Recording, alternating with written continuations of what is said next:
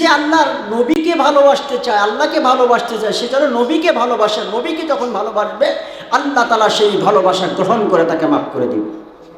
কারণ যেই ব্যক্তি সুন্নতকে মহব্বত করে না, তার দোয়া এবং নামাজ ইবাদত সমস্ত কিছু ওই আসমানে ঝুলন্ত অবস্থায় থাকে। কথাকে আমার বুঝতেছেন? যেই ব্যক্তি নবীর সুন্নতকে মহব্বত করবে না, সুন্নতের উপর আমল করবে না, এই ব্যক্তির নামাজ, রোজা, হজ, যাকাত সমস্ত কিছু কি হবে? আসমানে ঝুলন্ত অবস্থায় থাকবে। আল্লাহ তাআলা আমাদেরকে বলতেছেন, কুল ইন কুনতুম তুহিব্বুনাল্লাহ। আল্লাহ তাআলা তার পয়গম্বরকে বলতেছেন, হে আমার হাবিব, আপনি বলুন যে আমি আল্লাহকে যদি কেউ ভালোবাসতে চাই, সে যেন আপনি রসুলকে অনুকরণ করে আপনাকে যেন ভালোবাসে। রসুলকে যদি ভালোবাসে তাহলে আল্লাহ সেই ভালোবাসা গ্রহণ করবে। আল্লাহর কসম, হযরত উলামায়ে কেরাম যারা বয়ান করেন, অনেক ওলামায়ে কেরাম আছেন, আমার সে ভারী ভারী ওলামায়ে কেরাম আছেন, কিন্তু এমন কিছু কোরআন ও হাদিসের কথা আছে যেইটা যদি ওলামায়ে কেরাম যদি এখানে বলেন তাহলে কিছু সাধারণ মানুষ নামাজ পড়া ছেড়ে দিবে। কিছু সাংঘাতিক কথা আছে এখানে। ওলামায়ে কেরাম যদি এটা প্রকাশ করে তাহলে কি করবে? মানুষ যারা নামাজ পড়ে নামাজ ছেড়ে দিবে। এত মারাত্মক কথা আছে।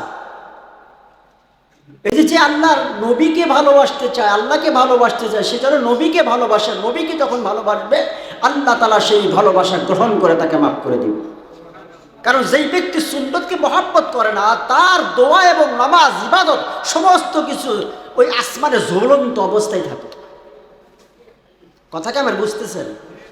যেই ব্যক্তি নবীর সুন্নতকে মহব্বত করবে না, সুন্নতের উপর আমল করবে না, এই ব্যক্তির নামাজ, রোজা, হজ, যাকাত সমস্ত কিছু কি হবে? আসমানে ঝুলন্ত অবস্থায় থাকবে। ইসলাম এত সোজা না। ইয়া আইয়ুহাল্লাযীনা আমানু দুখুলু ফিস-সিলমি কাফা। এই সিলমির ব্যাখ্যা হযরত উলামায়ে কেরাম, মুফাসসিরিন কেরাম যেভাবে লিখছেন ওইভাবে ব্যাখ্যা করার মতো যোগ্যতা আমার নাই। যতক্ষণ পর্যন্ত মানুষ সিলমের ভিতরে প্রবেশ না করবে, ঢুকবে না, এতক্ষণ পর্যন্ত সে মুসলমান দাবি করতেই পারে না। আমি আজকে সুর দিয়ে বয়ান করবো না, আপনারা শুনবেন তো। ধরেন এই ইয়া আইয়ুহাল্লাযীনা আমানু দুখুলু ফিস-সিলমি কাফা, যে তোমরা যদি মুমিন হও, ইমানদারগণ, তোমরা পূর্ণাঙ্গ রূপে ইসলামের ভিতরে প্রবেশ করো। এখন আসেন, যদি কোনো ব্যক্তি সাপকে ধাওয়া করে, উদাহরণ দিচ্ছি, কিন্তু যদি কোনো ব্যক্তি সাপকে ধাওয়া করে, সাপ মনে করেন সামনে একটা গর্ত পাইছে, গর্ত পাওয়ার পরে সে তার কাল্লাটা গর্তের ভিতরে ঢুকাই দিছে। ঢুকাই দেওয়ার পরে চিন্তা করতেছে এখন আমি নিরাপদ স্থানে আছি। এখন বলেন তো, পিছনে যারা লাঠি নিয়ে আসে তারা কি সাপকে মহব্বত করবে না মারবে? কথা বলেন। মারবে না, মহব্বত করবে। কিন্তু সাপ চিন্তা করছে আমি তো আমার কল্লা ঢুকাই দিছি, আমি নিরাপদ স্থানে আছি, এখন আমার কোনো সমস্যা নাই, এইটা সাপ মনে করতেছে। কিন্তু পিছনে যারা আছেন তারা লাঠি দিয়ে সাপকে আঘাত করে পিছনের সাইডটা শেষ করে ফেলেছে। কথা কোন ঠিক না ঠিক? এই জন্য ভাই, তো আমি যে এই সাপের মতো যদি অর্ধেক মাথা ঢুকাই দিয়ে যদি মনে করি আমি নিরাপদে আছি, আমি এখন বেঁচে গেলাম, খবরদার, মুসলমান যদি পূর্ণাঙ্গ রূপে, মুসলমান যদি ইমানের ওপরে অর্থাৎ ইসলামের ভিতরে পূর্ণাঙ্গ প্রবেশ না করে, তাহলে সাপ যেমন তার গর্তটা, মাথাটা গর্তের ভিতরে ঢুকাই দেয়, নিরাপদ মনে করতেছে, পিছনে যেরকম লাঠি দেয় এই ব্যক্তিগুলো তাকে আঘাত করতেছে। খোদার কসম, কোনো ব্যক্তি যদি নবীর মহব্বত, নবীর সুন্নত ছাড়া যদি কোনো ব্যক্তি জিন্দেগি চালায়, তাহলে তার জিন্দেগিটা হবে এরকম সাপের মতো। যেমন নাকি অর্ধেক আমি মাথাটা ঢুকাই দিছি গর্তের ভিতরে, আমি নামাজ পড়ি, মাথার মধ্যে টুপি নাই, আমি নামাজ পড়ি, ইসলামী রাষ্ট্র, ইসলামের ভিতরে আমাদের বাংলাদেশ ইসলামী রাষ্ট্র কায়েম হোক, এটা চাচ্ছি না, এটা পূর্ণাঙ্গ ইসলাম জীবন বিধান নয়।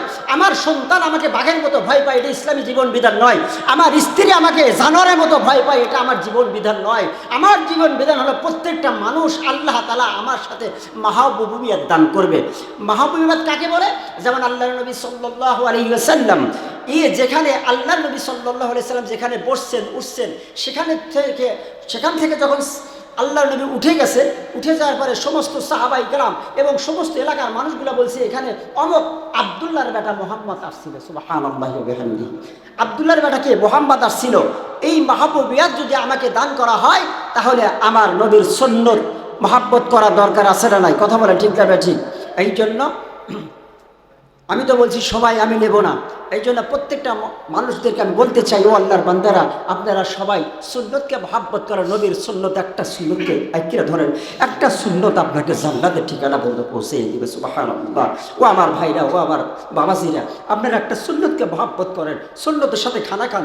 একটা সুন্নত যদি হয়, একটা সুন্নতের আমল নামা হলো 100 শহীদের বর্তমান আল্লাহ তাআলা দিয়ে দিবেন।